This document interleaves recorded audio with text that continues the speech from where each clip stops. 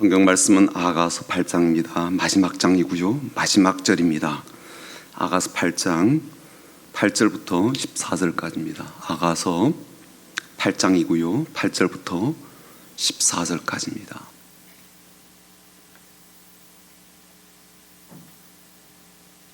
아가서 8장 8절부터 14절까지입니다.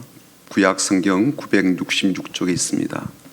아가서 8장 8절부터 14절까지입니다. 우리 같이 읽어보겠습니다. 같이 시작. 우리에게 있는 작은 누이는 아직도 유방이 없구나. 그가 청혼을 받는 날에는 우리가 그를 위하여 무엇을 할까? 그가 성벽이라면 우리는 은망대를 그 위에 세울 것이요, 그가 문이라면 우리는 백향목 판자로 두르리라. 나는 성벽이요 내 유방은 망대 같으니 그러므로 난 그가 보기에 화평을 얻은 자 같구나. 솔로몬이 바알 하몬에 포도원이 있어 지키는 자들에게 맡겨두고 그들로 각기 그 열매로 말미암아 은천을 바치게 하였구나. 솔로몬 너는 천을 얻겠고 열매를 지키는 자도 200을 얻으려니와 내게 속한 내 포도는 내 앞에 있구나. 너 동산에 거주하는 자야, 친구들이 내 소리에 귀를 기울이니 내가 듣게 하려무나. 내 사랑하는 자야, 너는 빨리 달리라. 향기로운 산 위에 있는 노루와도 같고 어린 사슴과도 같아라. 아멘. 성경에서 말하는 최고의 사랑은 어떤 사랑일까요? 또 주님께서 말씀하신 최고의 사랑은 어떤 사랑일까? 주님께서 말씀하신 것을 보니까 이렇게 제자들에게 하신 말씀이 있습니다. 들어보십시오. 내 계명은 곧 내가 너희를 사랑한 것 같이 너희도 서로 사랑하라 하는 이것이니라. 사람이 친구를 위하여 자기 목숨을 버리면 이보다 더 큰 사랑이 없나니 너는 내가 명하는 대로 행하면 곧 나의 친구라. 그러니까 최고의 사랑 한마디로 이야기한다면 다른 사람을 위해서 내 목숨을 내어주는 희생적 사랑이라는 거예요. 그래서 예수님께서 우리를 위해서 생명을 내어주셨고 또 목숨을 내려놓으시는 최고의 사랑을 보여주셨습니다. 우리는 그와 비슷한 사랑을 부모님이 자식을 사랑하는 그 모습에서 볼 수가 있지요. 그러나 그런 최고의 사랑을 우리가 구현해낸다는 것은 참 쉽지 않은 일입니다. 자신을 내어주고 희생하는 그런 사랑을 우리가 하고 있다면, 또 해왔다면 아마 이 세상은 지금 이런 모습이 아닐 거예요. 그렇죠? 이런 희생적 사랑을 우리가 품고 있고 그 사랑으로 살고 있다면 아마 우리의 삶도 이런 모습이 아닐 것이고 우리의 가정도 이런 모습으로 그렇게 계속 지속해온 것은 아닐 겁니다. 아마 교회도 이런 관계 속에 있지는 않을 거예요. 훨씬 더 나은 모습으로 우리가 그야말로 사랑이 넘친다라고 말할 만한 그런 모습일 겁니다. 그만큼 최고의 사랑을 우리가 귀로 듣고 알긴 알지만 그 사랑을 우리의 몸과 삶으로 살아내는 것은 쉽지 않다라는 것을 우리가 인정하는 바이죠. 자, 그렇다면 그런 최고의 사랑은 아니라 할지라도 그래도 사랑이라고 불려질 만한 진짜 사랑은 어떤 것일까 하는 것을 좀 생각해 보자고요.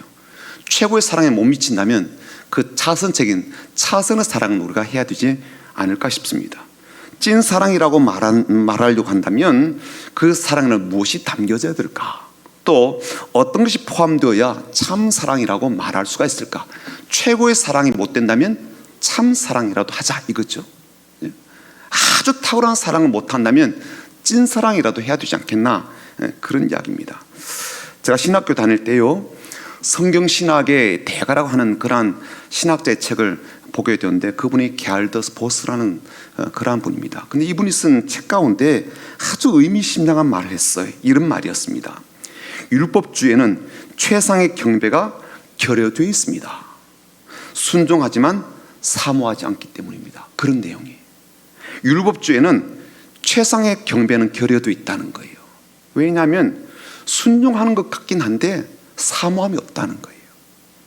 하나님 말씀대로 행하기는 하고 있는데 그 행함 속에 진짜 중요한 사모함이 없다는 거예요.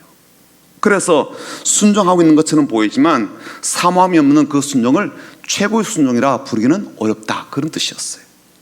사모함이 없는 그 사랑을 최고의 사랑, 경배와 예배를 최고의 경배를 할 수 없다라는 그런 뜻이죠. 가식주의자의 정체가 그렇게 되지 않겠습니까? 형식주의를 자신의 자랑거리로 삼는 자들의 실체가 그렇지 않을까요? 분명히 행동을 하고 있어서 순종하는 것처럼 보이긴 하는데 문제는 그 사람 안에 사모함이 없고 그 마음 안에 갈망함과 사랑함이 없다는 거예요. 그래서 우리가 스스로 질문하게 되죠. 최고의 사랑은 못한다 할지라도 그래도 최소한 사랑다운 사랑은 해야 되지 않겠나. 최고의 믿음은 갖지 못한다 할지라도 그러나 최소한 믿음다운 믿음은 가져야 되지 않겠나. 최고의 사랑은 못 미치고 최고의 믿음에는 못 미치겠지만 그래도 성숙한 사랑과 성숙한 믿음에는 이르러야 되지 않겠는가라는 생각과 질문을 하게 됩니다. 오늘 본문을 보게 되면요, 술람 여인의 오빠들이 술람 여인, 여동생이죠, 술람 여인에 대해서 한 말이 나옵니다. 좀 직설적인 말인데 한번 들어보십시오. 8절이거든요. 이렇게 말해요. 우리에게 있는 작은 누이는 아직도 유방이 없구나.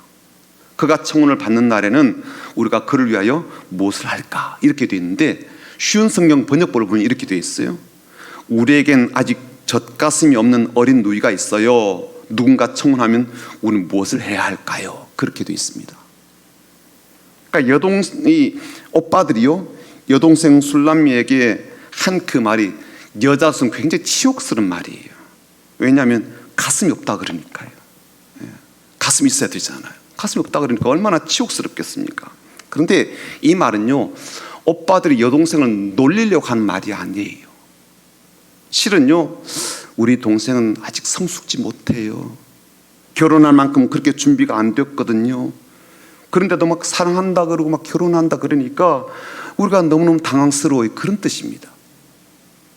애가 아직도 사랑도 모르고 결혼 생활이 뭔지도 모르는데 그냥 마음이 붕 떠가지고 막 쫓아다니고 뭐 밖으로 나돌아다니고 막 그러고 있으니까 내가 불안해서 못 있겠어요. 그런 이야기거든요. 감정만 앞세워서 사리 분별력이 없이 이루고 있으니까 우리가 참 여동생에 대해서 걱정이 많습니다. 이제 그런 말입니다. 9절도 같은 맥락이거든요. 9절 보시면 그가 성벽이라면, 말하면 그가라는 말은 이제 여동생을 이야기하죠. 술람미가 성벽이라면 우리는 은망대를 그 위에 세울 것이요, 그가 문이라면 우리는 백향목 판자로 두르리라. 이렇게 돼 있어요. 우리 여동생이 마음이나 몸이나 마음가짐이 성벽같이 든든하고 단단하고 그러면 우리가 은으로 망대를 세워줄 겁니다. 우리가 오빠로서 동생을 위해서 혼수품 장만하는 게 뭐가 문제가 되겠습니까? 우리 여동생이 남자가 어떤 존재인지 잘 알고 결혼의 문 안으로 잘 들어갈 수 있는 그 정도로 준비가 돼 있고 성숙하고 성장한 여인이라면 그분을 그야말로 질 좋은 널빤지로 그렇게 싹 휘감아 주듯이 우리가 결혼과 삶에 필요한 모든 것들을 다 해주고 싶은 용의가 있습니다. 그런 뜻이에요. 벽이 있고 문이 있는 건물이라면 우리가 얼마든지 멋지게 꾸며주듯이 내 동생이 그렇게 해주고 싶은데 애가 아직도 어려요. 뭘 몰라요. 그런 뜻이거든요. 아직 발육이 덜 된 상태에 있는 소녀처럼 성숙한 그러한 마음도, 성숙한 사랑도, 성숙한 신앙도, 성숙한 관계에 이를 정도가 아니다. 이제 그런 말입니다.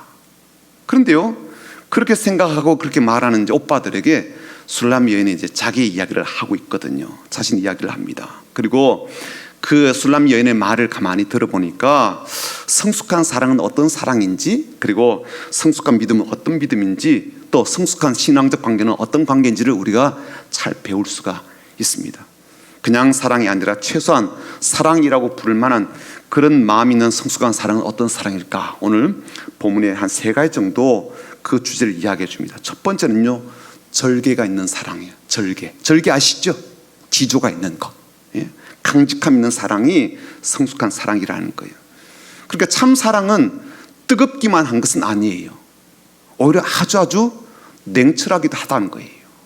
그래서 부러질지언정 굽히지는 않는 거죠. 지조가 있어서, 절개가 있어서. 그래서 그 사랑은요, 막 가슴이 막 끝나고 해서 막 이 남자 저 남자 막 따라가는 게 아니라는 거죠. 이 남자 저 남자 막 기웃거리지 않습니다. 한 방향으로의 충성심이 있다는 거예요. 절개가 있어요. 그러니까 눈에 보이는 가슴은 작게 보일지 몰라도 그러나 속마음은요, 단단한 성벽 같다는 거예요. 본인 이야기입니다. 술람 여인이 자신 이야기를 하는 거예요. 10절이 그렇거든요. 이렇게 말하죠. 나는 성벽이요 내 유방은 망대 같으니. 그렇게 돼 있어요.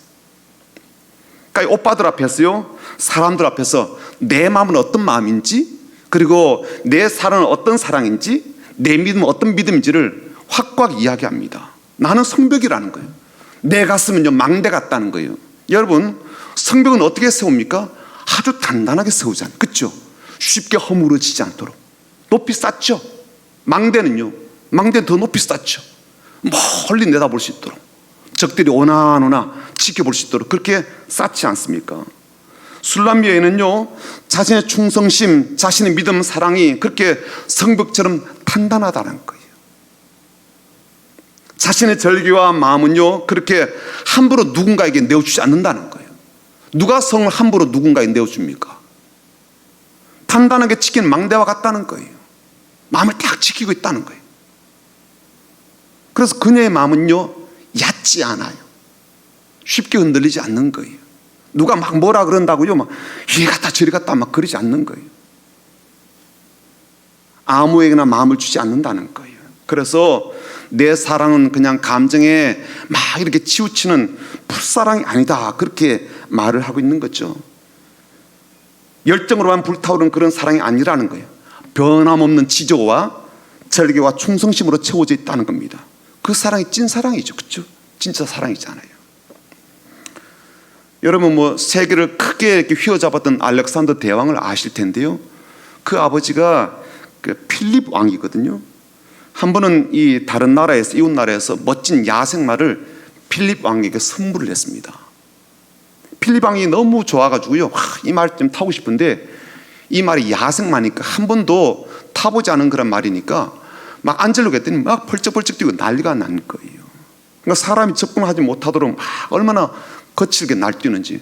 그래서 다른 이제 장군들이 이 말을 조금 어떻게 좀 다스려 보려고 길을 들여보려고 했는데도 안 되는 거예요. 모두 실패로 끝나는 거예요. 그래서 필립 왕이 굉장히 탄식을 한 거죠. 이웃에서 좋은 말을 보내줬는데, 내가 저 말을, 좋은 말을 타지 못하는구나, 그런 탄식이 있었는데, 요 모습을 지켜보고 있던 아들 알렉산더가, 아버지, 내가 저 말을 한번 좀 타보면 어떨까요? 그렇게 이야기를 한 거예요. 그러니까 아버지가 좀 약간 코두심 난 거죠. 왜냐하면 전쟁에서 막 그렇게 승리한 장군들도 말을 못 다루어가지고 막 저러는데, 꼬맹이 같은 자기 아들이 그러겠다 그러니까 얘가 뭔 말을 하나, 이제 그렇게 이제 쳐다봤죠. 그랬더니 이 아들이 그런 얘기를 하는 겁니다. 아버지, 제가 장군들이 막 말을 이렇게 다루면서 실패하는 모습 보니까 이 말이 뭘 싫어하는지를 제가 알겠어요. 그런 얘기를 하는 거예요. 그래? 이 말이 뭘 싫어하지? 그랬더니, 아버지, 첫 번째 이 말은요, 그림자를 싫어합니다. 두 번째는요, 이 말은요, 고함 소리, 큰 소리를 싫어하는 것 같아요. 그래서 먼저 태양을 향해서 말을 세워놓고, 그러니까 그림자를 보면 자꾸 놀라니까 태양을 향해서 세워놓고, 그 다음에 제가 말에 올라가지고 귀에다 대고 소근소근 하면은 얘가 잘 들을 것 같아요. 그런 얘기를 한 거예요. 말이 된 것 같기도 하고 안 되는 것 같기도 한데, 어쨌건 그래, 알았어, 네가 한번 타봐라. 그랬더니요, 진짜 그렇게 말이 딱 그렇게 길이 들더라는 거죠. 이후에 이 말은요, 알렉산더 대왕이 전쟁터에 갈 때마다 늘 타고 갔는데 승승장구하는 그러한 준마가 되었다는 것 아닙니까? 세계를 제패하는 데 큰 힘이 되었다는 거예요. 이 말은요, 자기를 알아주는 주인에게 그렇게 충성스럽게 지조를 지키고 절기를 지켰다는 거예요. 어느 누구에게도 자기의 등을 내어주지 않고 오로지 주인이었던 알렉산더에게만 자기의 등을 내어주는 그런 충성스러운 말이었다는 거예요. 그리고 BC 326년에 이 말이 전쟁터에서 죽게 되거든요. 이 알렉산더 대왕이 얼마나 고마웠겠어요. 그래서 이 말을 위해서 도시를 건설했대요. 그리고 도시를 건설하고 나서 그 도시 이름을, 말의 이름을 붙여줬다는 겁니다. 말의 이름이 그때 제롬이었는데 그 도시 이름을 제롬이라 붙여줬고, 지금도 파키스탄에 제롬이라는 도시가 있대요. 찾아봤더니 있긴 있더라고요. 말 못하는 짐승이지만 이 알렉산더는요, 그렇게 말의 어떤 충성심을 알아주었고, 또 말은 자기를 인정해준 그 주인에게 최선을 다하는, 절개를 지키는 그런 마음가짐을 잘 우리가 볼 수가 있습니다. 말 못하는 짐승이라 할지라도 자기를 사랑해준 주인을 위해서 생명을 다 내어놓더라는 거죠. 절개를 지키고 충성심을 보여주는데, 짐승에게도 그런 절기와 지주가 있다면 사람에게는 얼마나 더 있어야 되겠는가라는 것을 새롭게 생각을 해봅니다. 그래서 찐 사랑과 진짜 사랑에는 절기가 있다, 지주가 있다, 충성심이 있다는 거예요. 두 번째는요, 진짜 사랑에 뭐가 있는가 봤더니 배려입니다. 배려라는 말 참 우리가 많이 쓰긴 하지만 좀 어렵다면 이렇게 보면 좋을 것 같아요. 상대방을 만족시켜 주려는 마음, 이게 배려이죠. 오늘 10절 후반절 보시면 이렇게 돼 있거든요. 그러므로 나는 그가 보기에 화평을 얻은 자 같구나 라고 했는데, 쉬운 성경을 보면 조금 의미가 다르게 느껴집니다. 쉬운 성경이 이렇게 돼 있어요. 그래서 나는 그대 보시기에 만족을 줄 거예요. 그러니까 술람 여인이 솔로몬에게 한 말입니다. 그래서 나는 당신 보기에 만족함을 주겠습니다, 이제 그런 표현을 하고 있거든요. 그러니까 개역 개정판으로 보면 내가 화평을 얻은 여자입니다, 그렇게 보여지겠지만, 쉬운 성경 번역본으로 보게 되면 내가 상대방인 솔로몬에게 만족함을 줍니다, 이제 그런 뜻이 되는 거예요. 성숙한 사랑은 어떤 사랑일까요? 상대방을 배려해주고 또 상대방을 만족시켜주는 그런 사랑이라는 겁니다. 결혼 생활에 있어서 우리가 제일 큰 불만족이 어떤 거예요? 배우자가 너무 자기중심적이고 너무 이기적일 때 굉장히 불만족스러워지죠. 그리고요, 자기가 그런 자기중심적인 모습이 있음에도 불구하고 잘 바꾸려고 하지 않을 때 얼마나 화가 나는지 몰라요. 배우자가 이기적이라든지 자기중심적이라든지 이런 모습 때문에 우리는 내 결혼생활이 참 불행하구나, 난 행복하지 않다라고 여기게 됩니다. 물론 배우자의 그런 태도는요, 바뀌어져야 되겠죠. 달라져야 될 겁니다. 그런 습관은요, 결혼생활의 불행을 더 가속화시키기 때문이죠. 그러나 애초부터 우리가 결혼생활에 대한 우리의 환상과 착각을 좀 개선할 필요도 있습니다. 결혼은요, 나의 행복을 위한 그러한 과정이나 삶이 아니라 내 행복을 위한 관계 시작이라는 것을 잃어버리면 안 되니까요. 서로가 상대방을 배려하고 상대방의 만족함과 행복함을 위해서 살아가게 될 때 결혼의 참맛과 의미를 우리가 누릴 수가 있고 느낄 수가 있을 겁니다. 얼마 전에 제가 그런 글을 읽게 되었어요. 어떤 거냐면, 이혼한 사람들이 다시 재혼을 하고 재결합하게 될 때조차도 실패율이 높다는 거예요. 그러니까 말하자면 초혼한 사람이 이혼하는 그 비율보다도 재혼한 사람이 다시 이혼하게 되는 비율이 4배나 더 높다는 거예요. 좀 충격적이지 않아요? 그렇죠? 이런 통계가 선뜻 이해가 되지 않더라고요. 이혼이라는 게 얼마나 고통스러운 일입니까? 얼마나 가슴 아픈 일이에요. 그리고 그런 결정을 내리기까지 당사자들 사이에 얼마나 많은 고심이 있었고 재판까지 가면 피를 말리는 일도 있지 않겠어요? 아픔의 과정을 다 거치잖아요. 그리고 그런 과정을 거쳤기 때문에 다시 결혼을 한다라는 마음을 갖게 될 때는 앞뒤 다 재볼 거예요. 그렇죠? 따져볼 거 다 따져볼 것이고요. 계산도 하고, 그리고 조심조심 돌다리를 또 두들겨 보듯이 아마 그렇게 결정을 내릴 겁니다. 자녀가 있다면 어떡하겠어요? 더욱더 재혼에 대해서 아주 신중하게 결정을 내릴 거라고요. 그런데 재혼에도 실패하는 확률이 굉장히 높다는 게 좀 충격적이죠. 한 번의 실패가 경험이 되어서 두 번째 실패를 막는데 큰 도움이 될 것이라고 우리는 그렇게 예상하는데, 예상을 보기 좋게 빗나가고 있으니까요. 왜 그런 일들이 벌어질까요? 결국은요, 결혼의 본질에 대한 것 때문이거든요. 한 번을 하든 두 번을 하든 결혼이라고 하는 것은 결국 상대방을 위한 배려와 그리고 그 사람을 생각하는 마음이 반드시 필요한데, 오히려 상대방을 통해서 내 행복을 찾고 잃어버린 내 삶을 찾겠다 그렇게 생각하면 실패하거나 불행한 재혼 생활이 다시 반복되게 된다는 거죠. 어느 누가 내 기대를 충족시켜 줄 수가 있겠습니까? 어느 누가 나에게 100%의 만족을 줄 수가 있겠습니까? 나도 그 정도를 바라는 게 아닙니다, 나 조금 바라는 거예요. 그렇다 할지라도 이건 정도의 문제가 아니라 마음가짐의 문제이거든요. 나도 나를 만족시키지 못하잖아요. 조금이라도 만족시키나요? 만족한 부분도 있지만 불만족스러운 부분이 많잖아요. 그래서 열등감 느끼고요. 그렇게 생각함에도 불구하고 상대방으로부터는요, 어쨌건 조금이라도 만족을 얻겠다고 막 그러니까 그 순간부터 이 결혼 생활이 이제 불행의 문을 열고 들어가는 것 같은 일들이 벌어지는 거죠. 이혼이라는 과정을 거치게 되면 사람이 훨씬 더 성숙해지고 생각이 훨씬 더 깊어질 것이라고 기대를 하지만, 그리고 훨씬 더 잘해낼 것이다 라고 그렇게 예상하지만 현실은 반드시 그렇지 않더라는 거예요. 상대방에 대한 배려가 없는 결혼 생활은 늘 흑심 때문에 불행의 그림자가 드리워져 있는 거죠. 반대로 상대방을 만족시켜 주려는 마음이 그 가운데 있을 때 결혼 생활이든 인간관계는 더 행복함으로 채워지게 됩니다. 11절 한번 보죠. 11절 보시면 이런 내용이 나와요. 솔로몬이 바알 하몬의 포도원이 있어. 바알 하몬에 누구 포도원이 있는 거예요? 솔로몬 포도원이 있는 거예요. 자기께 있다고요. 그래서 어떻게 했는가 하면 지키는 자들에게 맡겨주고, 말하자면 소작농들에게 포도원을 맡겨준 겁니다. 그리고 그들로부터 각기 그 열매로 말미암아 은천을 바치게 하였구나. 말하자면 소작농들에게 포도원을 주고 열매를 받는 대신 돈을 받은 거예요. 세를 받았다고요. 그러니까 은천을 받았다 그랬는데 각기 받았으니까 몇 천을 받은 거죠. 그렇죠? 근데 12절에 어떤 말이 나오는가 하면요, 이렇게 나옵니다. 12절 보시면 솔로몬 너는 천을 얻겠고, 이건 누가 말을 할까요? 술람 여인이 하는 말이에요. 솔로몬 너는 천을 얻겠고 열매를 지키는 자도 200을 얻으려니와 내게 속한 내 포도는 내 앞에 있구나. 술람 여인이 이렇게 말합니다.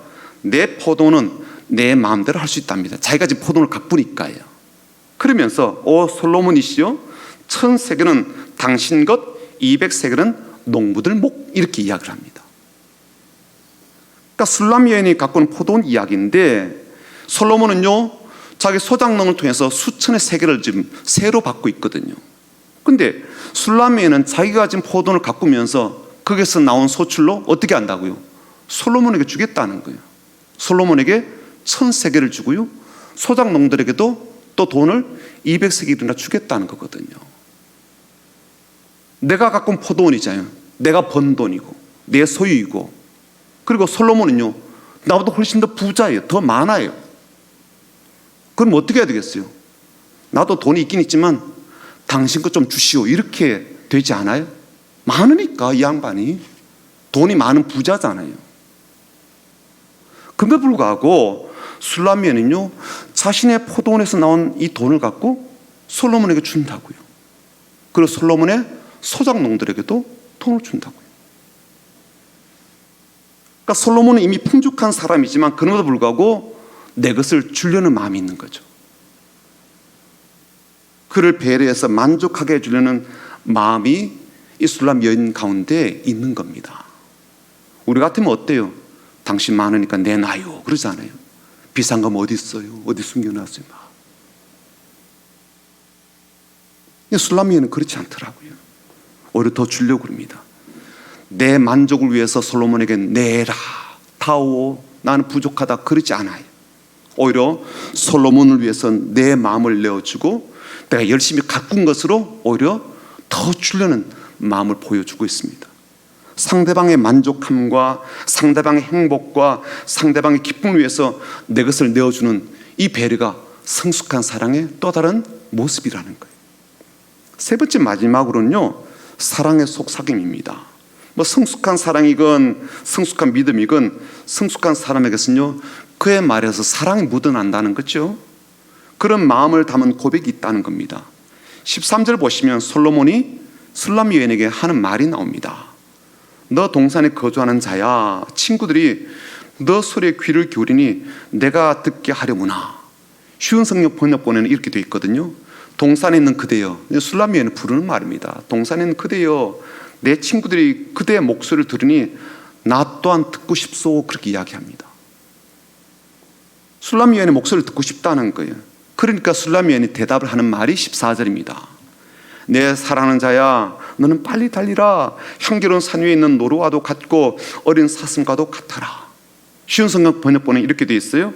나의 사랑하는 이시여, 빨리 오세요. 향나무 우거진 산들을 달리는 노루나 젊은 사슴처럼 달려오세요, 그런다고요. 솔로몬이 간절한 마음으로 술람 여인의 목소리를 좀 듣고 싶습니다 막 그랬더니 술람 여인은 어서 빨리 오세요, 나도 당신을 보고 싶습니다, 그렇게 대꾸를 하고 대답을 하는 거거든요. 내가 많이 기다렸습니다, 지금도 눈이 빠지게 기다리고 있습니다, 어서 오세요, 어서 오세요, 빨리 달려오세요, 그런다고요. 당신이 보고 싶습니다, 그렇게 이야기를 하고 있는 거죠. 성숙한 사랑에는 그 사랑을 깊게 하고 뜨겁게 하고 지속하게 하는 속삭임이 있더라고요. 이 말씀을 준비하면서 우리 주님도 그렇게 말씀하시지 않아요? 우리를 향해서 내가 속히 오리라, 내가 빨리 갈 거야, 내가 너가 참 보고 싶어서 빨리 올 거예요, 그렇게 말씀하시지 않아요? 그만큼 우리가 보고 싶다는 그런 의미죠. 그리고 우리들도 어떻게 이야기합니까? 어서 오시옵소서, 빨리 오시옵소서, 우리가 기다리고 있습니다.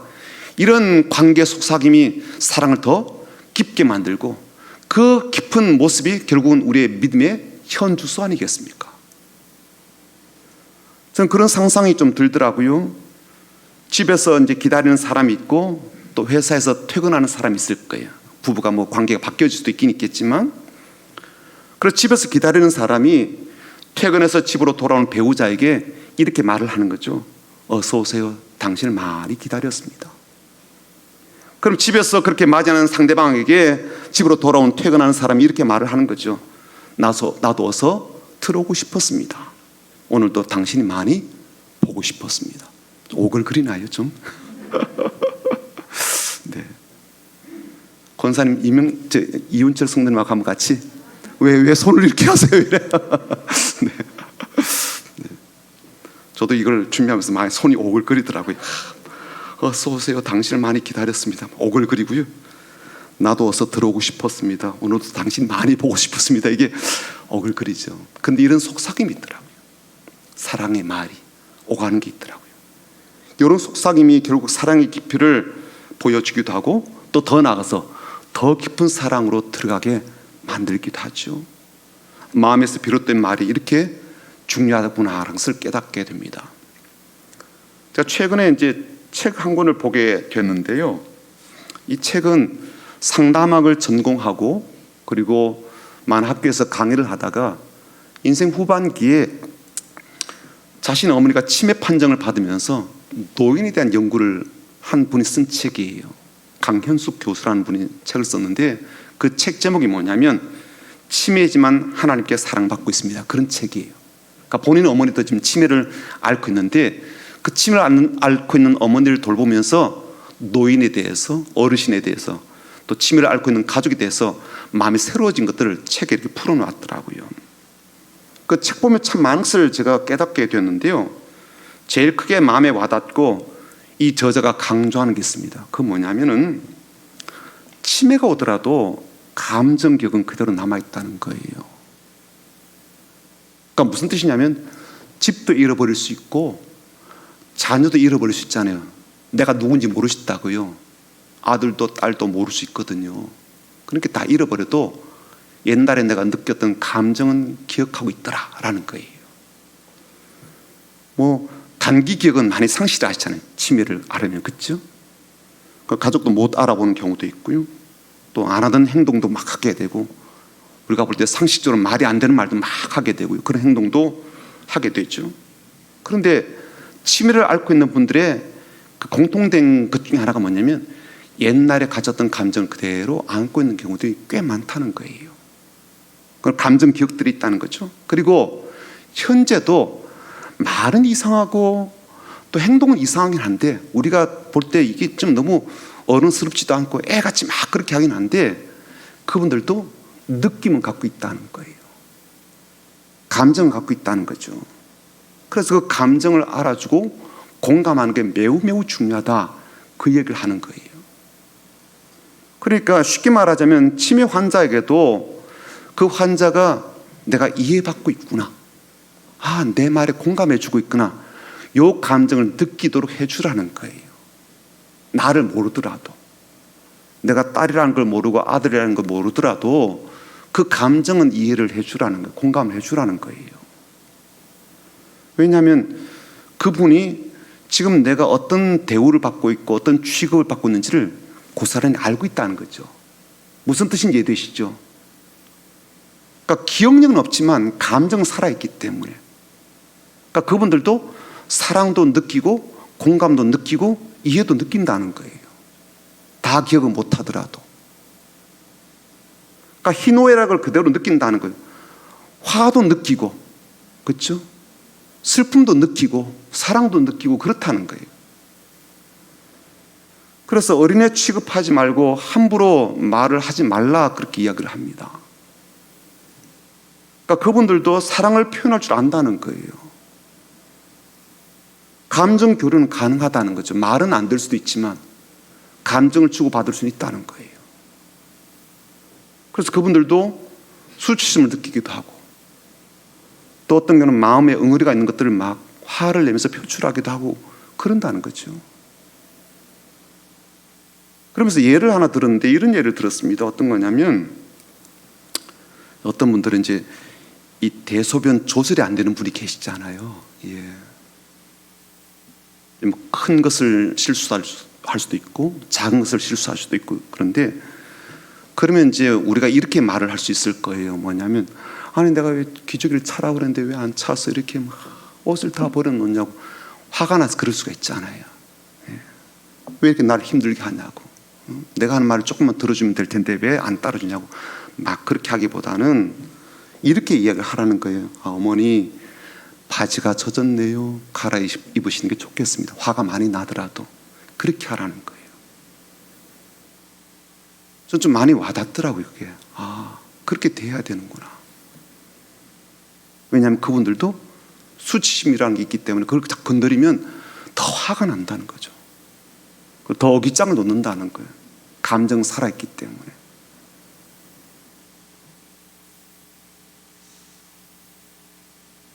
우리도 앞으로 이제 그런 일들이 많이 벌어지지 않겠습니까? 우리도 그럴 수도 있고요.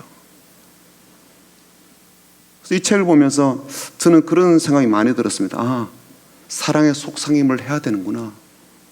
지금 정신이 멀쩡한 우리들끼리도 잘 해야 되겠지만, 혹시 그렇게 치매를 앓으시거나 단기 기억의 상실을 앓고 있는 그런 분들과도 이런 사랑의 깊은 속삭임이 필요하구나, 그런 생각을 하게 되었습니다. 최대한 존중의 마음과 배려의 마음으로 사랑의 언어를 하는 것이 얼마나 중요한가, 그런 생각을 하게 되었습니다. 어린애같이 막 그렇게 행동하고 그렇게 말할 거 아니에요. 그래도 존중과 배려의 마음을 잃어버리지 말라, 그렇게 권고를 합니다. 치매를 앓고 있는 분에게도 이러한 것들이 필요하다면 뇌가 멀쩡한 분들은 더 그래야 될 거예요. 그렇지요? 안 그래요? 상식으로 본다면. 그렇죠? 멀쩡한 분들은 더 이러한 것들이 필요하겠죠. 성숙한 사랑에는 그래서 성숙한 사랑의 말에 속삭임이 있고, 성숙한 믿음에는 성숙한 믿음의 말에 속삭임이 있구나라는 것을 새롭게 생각하게 되었습니다. 전 그래서 여러분들에게 그렇게 좀 부탁을 드리고 싶어요. 뭐냐면 편하다고 막 반말하지 않았으면 좋겠어요. 말이 짧아지지 않았으면 좋겠습니다. 존중의 말과 배려의 말을 해주시면 좋겠어요. 이미 습관적으로 어떤 분들은 반말을 하시는 분도 계시거든요. 이미 습관이 되었어요. 저는 교육자들에게도 김 목사, 신 목사, 김 전사 이렇게 막 그렇게 부르지 않았으면 좋겠습니다. 님자 붙이면 뭐 더 나진 않죠? 김 목사님 그래도 더 나지 않죠? 그렇죠? 나 그렇게 불러주시면 좋겠어요. 나이가 많이 어려도 내 딸 같아도 전도사님이라고 그렇게 불러주면 참 좋겠더라고요. 저도 뭐 잘은 못합니다만 저보다 나이가 어린 집사님이어도 집사님이라고 불러드리거든요. 그게 참 필요하다고 봐요. 우리에게도 이런 성숙한 사랑을 위해서 사랑의 속삭임이 필요하니까요. 그런 존중과 배려가 담긴 말이 우리에게 필요하더라고요. 사랑하는 성도 여러분, 오늘 우리가 아가서의 마지막 부분을 보았거든요. 솔로몬 왕과 술람 여인의 사랑 이야기를 통해서 하나님께서 하나님 백성을 어떻게 사랑하시는지, 또 하나님 백성은 하나님에게 어떤 사랑을 보여드려야 되는지를 잘 우리가 배웠습니다. 그 사랑에 대해서 오늘 본문은요, 우리에게 어떤 교훈을 주며 마무리하는가 보았더니 성숙한 사랑이 어떤 사랑인지, 또 사랑다운 사랑은 어떤 사랑인지를 가르쳐주고 있습니다. 절개가 있는 사랑, 그렇죠? 절개가 있는 사랑. 상대방을 만족시켜 주려는 그렇게 배려하는 사랑, 또 사랑의 말로 속삭일 줄 아는 그런 사랑임을 우리가 배웠습니다. 그런데 저는요, 이 아가서의 마지막 부분을 보면서 사랑에 있어서 정말 중요한 게 또 있구나라는 생각이 들었는데, 그건 뭐냐면 기다림입니다. 기다림. 왜 그러냐면 마지막 말씀이 그렇거든요. 14절 한번 보십시오. 14절 보시면 술람 여인이 하는 말입니다. 내 사랑하는 자야, 너는 빨리 달리라. 향기로운 산 위에 있는 노루와도 같고 어린 사슴과도 같아라. 솔로몬 왕에게 빨리 오라 그러면서요, 술람 여인은 어떻게 해요? 사모하는 마음으로 기다리고 있거든요. 빨리 와라, 빨리 오라 그러면서 기다리고 있어요. 보고 싶어요. 그러면서 기다린다고요.